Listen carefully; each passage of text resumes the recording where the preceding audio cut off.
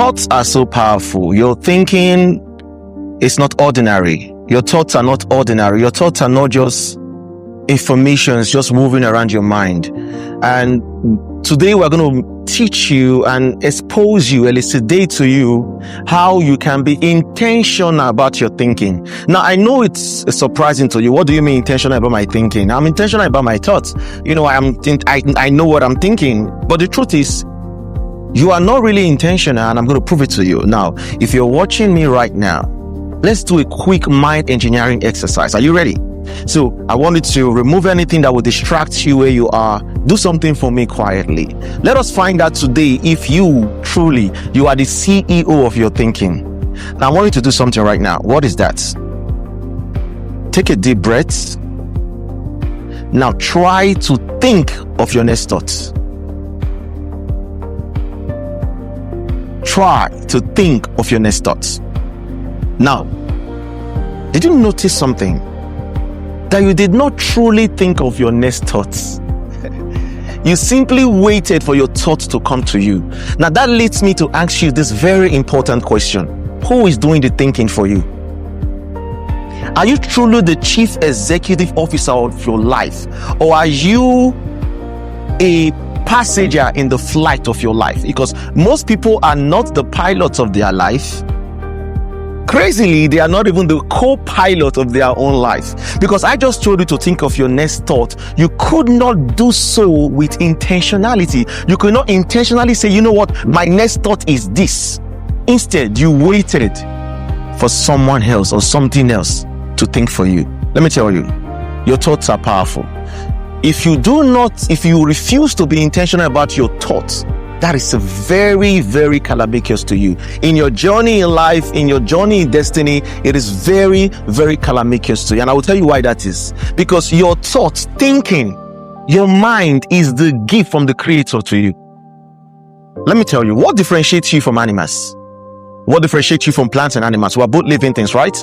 You remember in secondary school, in high school, they told us that the characteristic of living thing was Mr. Ninja D. But in tertiary institution, they told us Mr. Ninja CAD. So they move, we move.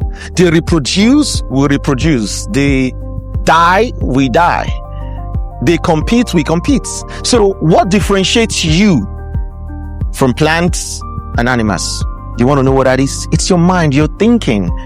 Let me give you a quick instance. If you take a carrot and you give a carrot to a rabbit today, there is only one thing that rabbit is going to do with that carrot.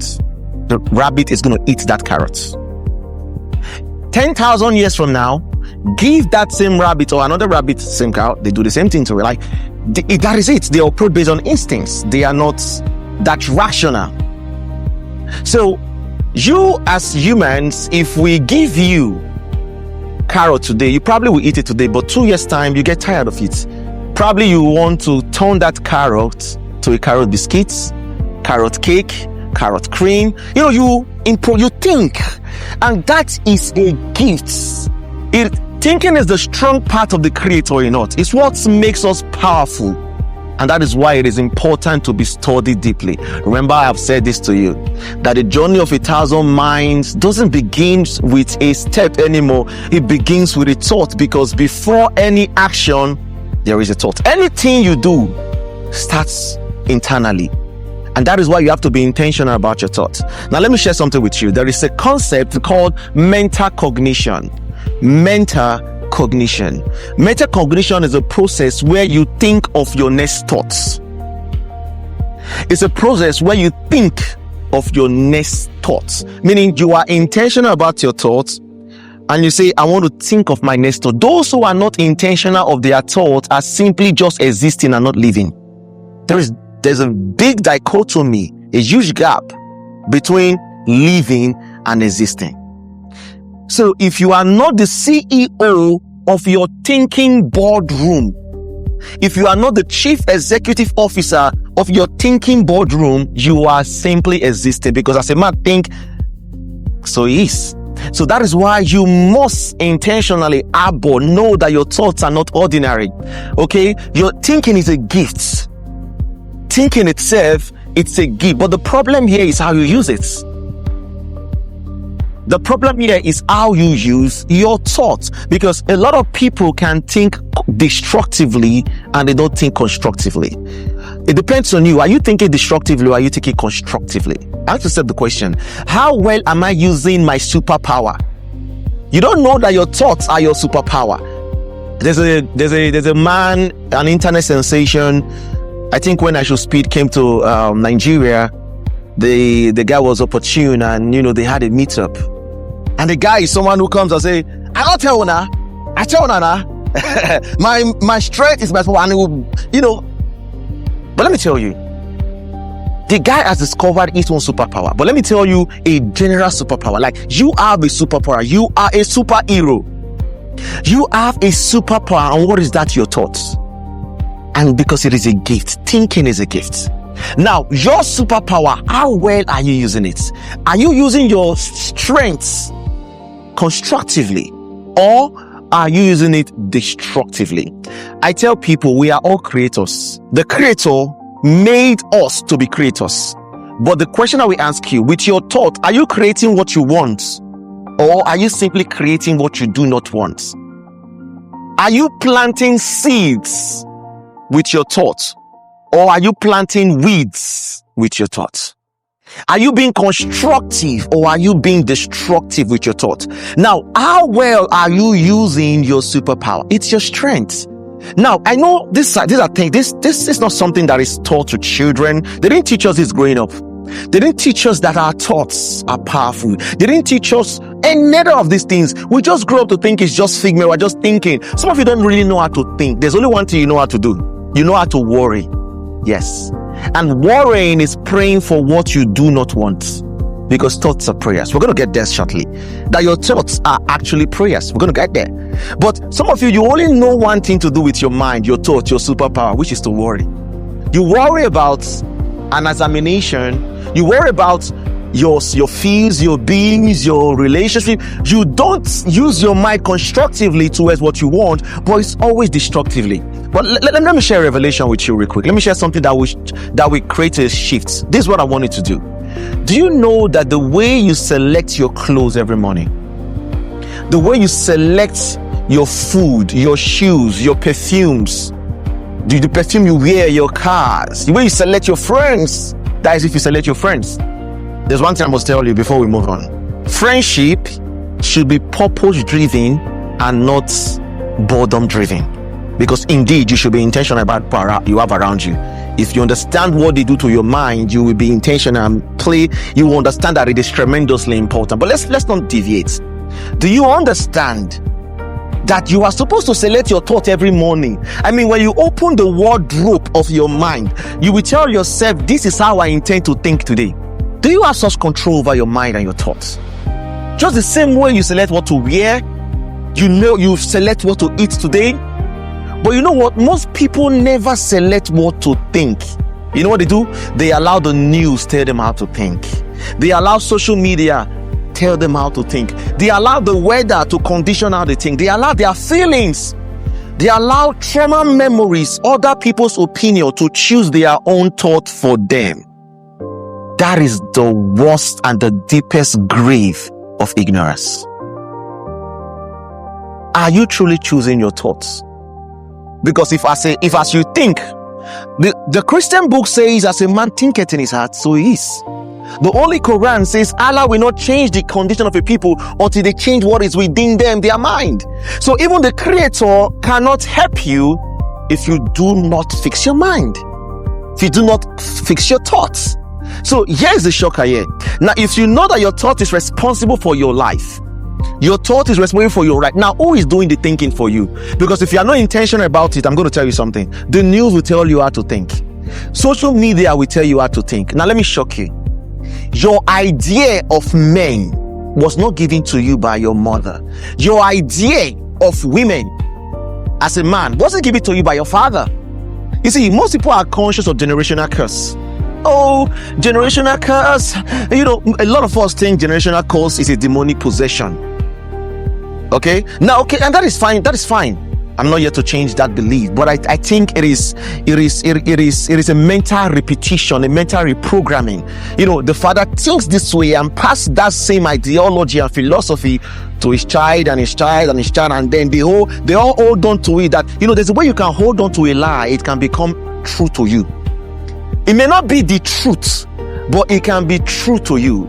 You can hold on to a lie, believe in a lie, water a lie, butter a lie, marinate a lie, and it becomes your truth. Yes, it may not be the truth, but it can become your truth. Now, a lot of people, now you are no longer fighting or praying against generational curse anymore. There is something that is called algorithm curse. Yes. Algorithm curse. Because some of you don't select your thoughts. You allow your algorithm, your social media, tell you how to think. You allow, you see, if I pick up your phone, if I check your YouTube watch, check your TikTok reels, your Instagram reels, and I spend 5 minutes there, I can tell how you think. Because your algorithm will feed things to you that you pay attention to. Now, if I see what you pay attention to a lot of the time, you know what that means? I can tell how you think. Now, a lot of you are not intentional about your thoughts. Instead, you allow something else or someone else think for you. So you see that you are not even the pilot or the co-pilot of your life. You are simply a passenger on the plane of your life, and that is not how you should live. I want you to say never again to what I'm saying to you, or what I'm saying right now. Never again will I allow something else direct the direction of my thoughts. Like I said earlier, there is something called algorithm curse. Algorithm curse is simply that curse that you have received from social media, from your algorithm. Of course, I think so. Because let's be practical. Someone has an experience with a man, and that person took that experience to social media and passed that same poison and venom onto you. Now you are on your phone watching that particular situation. Your mom didn't tell you men are like this, but you saw the video and said, you related with it. You have received an information that first was not in your genealogy, that was not in the dynasty of your ancestry. And guess what? That ideology, whether you like it or not, if it sinks into your subconscious mind, you can pass it to your children, and your children. That's something that was not first a generational curse, cannot become a poison to the rest of your generation. That is why you must be intentional about your thoughts. Don't just think, I'm strong enough. Don't just think I'm strong enough. Let me give you an instance. Don't you have songs that you can sing that you did not intentionally plan that you didn't sit down to write the lyrics, but you heard it over time and now you can sing it? Think about that for a moment. Now, you did not intentionally say, I want to learn the lyrics of this song, but today you can sing that song. You know why? What you hear all the time, the power of repetition, sinks into your subconscious mind. When it sinks there, it becomes your reality without your permission. And that is why you have to be careful, be cautious, be intentional about your thinking. Very, very intentional. So this is what I'm saying to you. You must understand the act of selection. You must tell yourself that every morning when I open the wardrobe of my mind, every morning, while I dress up, I'm going to open the wardrobe of my mind and I'm going to select my thoughts. Today, I'm going to be grateful, regardless of what happens. I'm going to be grateful. This is how I choose to think and stay firm with it. Today, I'm going to be happy and no one else or nothing else will stop that. I mean, be in charge of your internal parts. Be in charge of your mind. Be in charge of your thought. That is practically what I'm sharing with you right now. Your feelings and your emotions should not dictate how you think. They shouldn't. No, not at all. They shouldn't. Don't allow it. Don't allow it. Oh, I woke up at the wrong side of the bed. That's why my everything changes. Don't allow that to happen. Be intentional about it. Be what? Intentional. Let me tell you something very, very important. Whoever controls your thinking controls your life. Whoever or whatever controls your thinking controls your life. How can you give so much power to someone else? How can you give so much power to something else? How can you give so much energy? How can you give you render your life as a lamb led to be slaughtered if you are not in control, if you are not intentional about your thoughts? And you know another crazy thing about your thinking? You can never overperform your thoughts. It's not possible. It's like running away from your shadow. You would never succeed. You can never overperform your thinking. So this is why your thoughts are important. The only way to change your life, hear me well, is to change your thoughts. Because what you sustain in thoughts, you generate in form.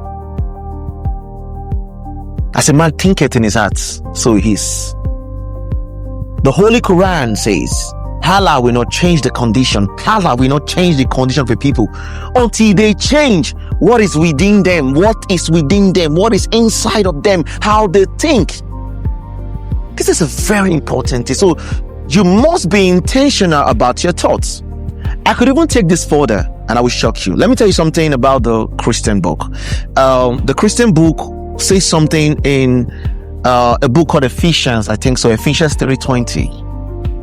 It says the Creator is able to do exceedingly abundantly above all you ever ask or think. In other words, your thoughts are prayers. So the Creator is not only answering the things you say, the Creator can also answer what you think. This is where we have conflict. A lot of you pray for prosperity, but you think poverty. You pray for abundance, but you think lack. You pray for success and you think failure. You pray for good marriage, but you think of a bad marriage. You pray for a good family, but you think of a dysfunctional family. You pray for a good business, but you think of bankruptcy.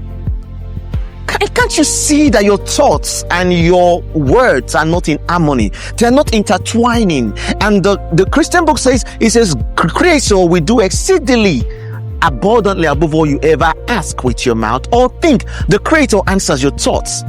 It will shock you to realize that your problem, you have been the creator of it. You have been praying for what you didn't want all these years. You have been praying for the things that you didn't want. Proud, no. Dr. Christos, Dr. Etoka, I'm not praying for what I don't want. I pray for what I want, but as I'm telling you, do with your thoughts. You do with your thoughts. I'm telling you, you do with your thoughts. You pray with your thoughts. Your thoughts are prayers. Every time you think of something, you are feeding it. Now think of your mind as a garden. Think of your prayers as a garden. A garden, you're a farmland, a soil. Every time you think about what you don't want, you are pouring water on your weeds, abandoning your seeds. You know, we have seeds and we have weeds. We have weeds, which are unwanted plants, the things you don't want. Now, every time you spend your thought thinking about the things you don't want, you are actually watering your weeds and neglecting your seeds that you truly want. Now, you see why you truly need to join the X-Mind Engineering Group. We'll help you you'll be in control of your thoughts.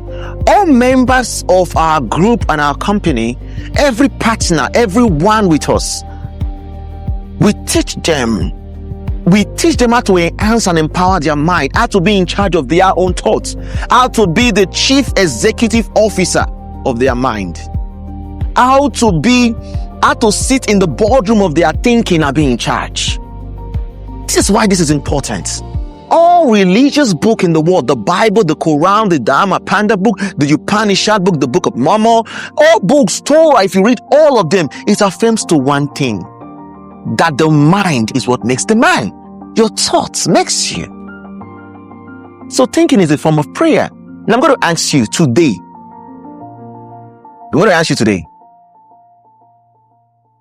What have you prayed for with your thoughts? You see that you've not really prayed intentionally with your thoughts. You see, you've not really... Oh, goodness.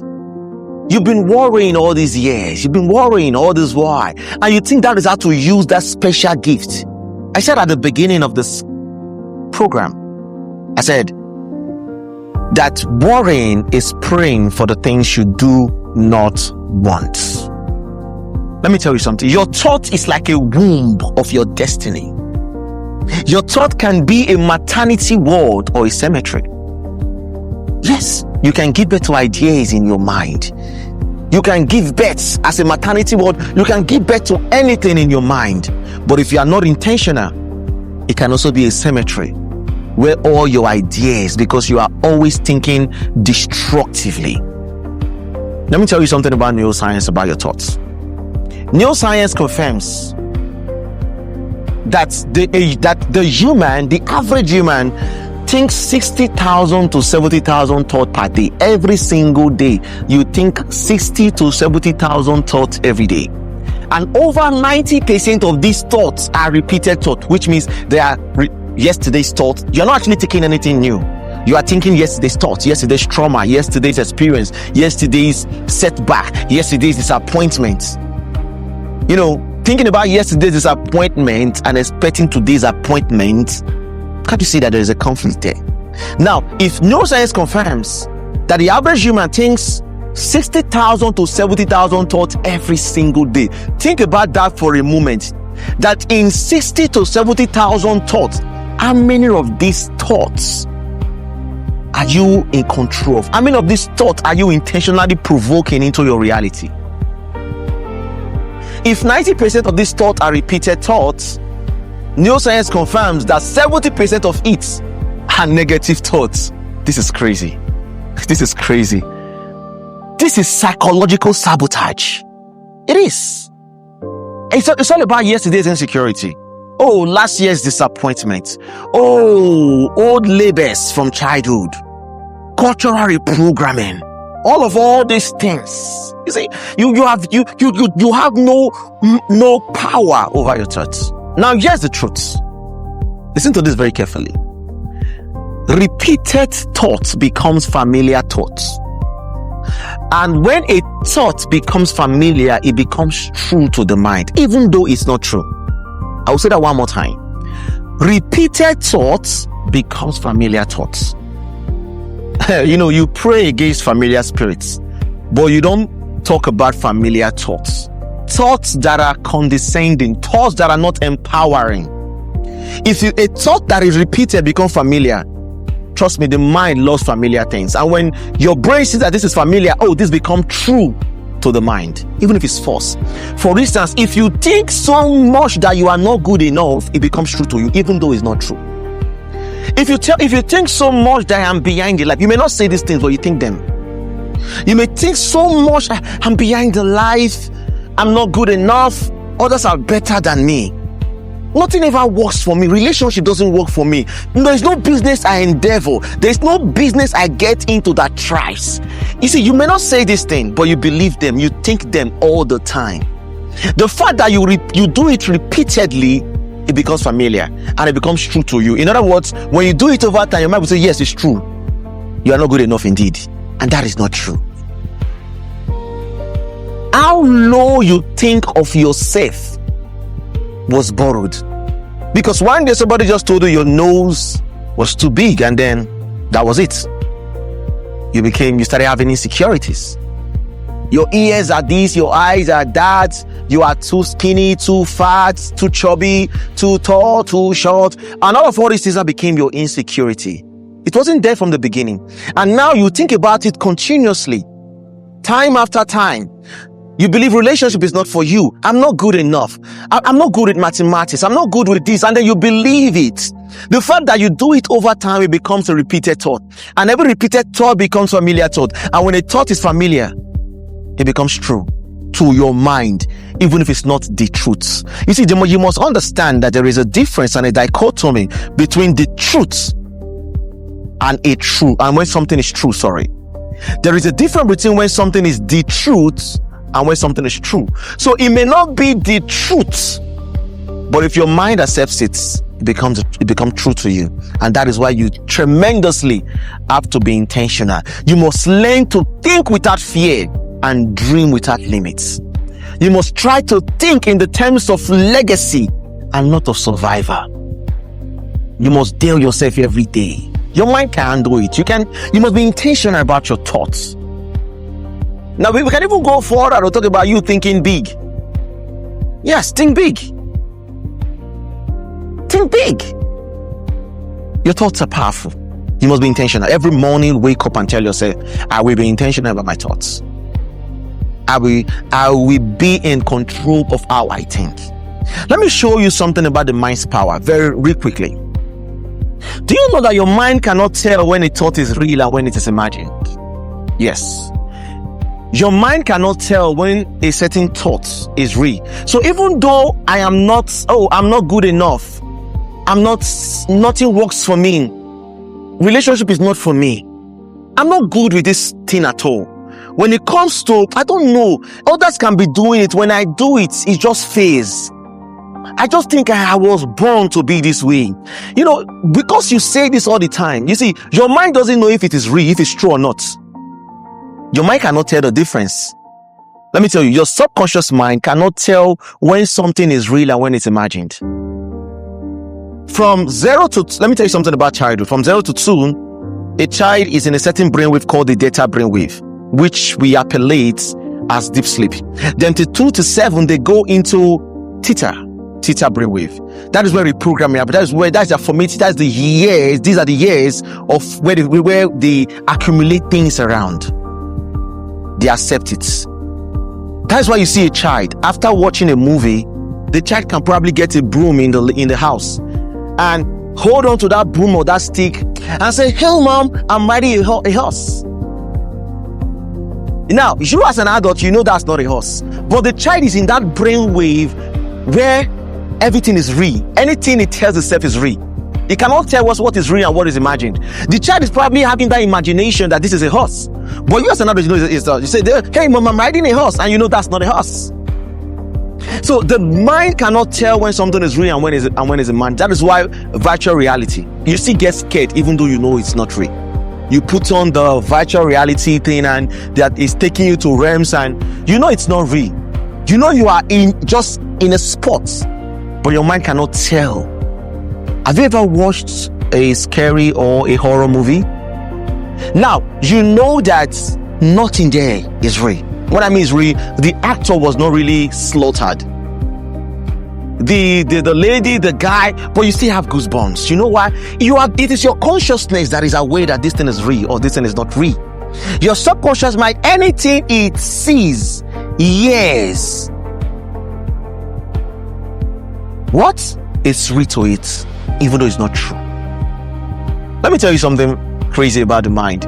In my days in school, I had this friend. She was always complaining about relationship. Oh, my relationship is not going well. It never goes well for her. It's always like that. She dates someone today, in 6 months, 8 months, it's going smoothly, it fizzles out. In fact, it slips like it's into a slopey downward spiral all the time. She didn't even know what was going on until one day, I just told her to connect to my Bluetooth. She connected and I just shuffled it. I said, okay, just play random songs. Do you know what our playlist was? I'm not trying to be dramatic, but I'm just going to try to say it.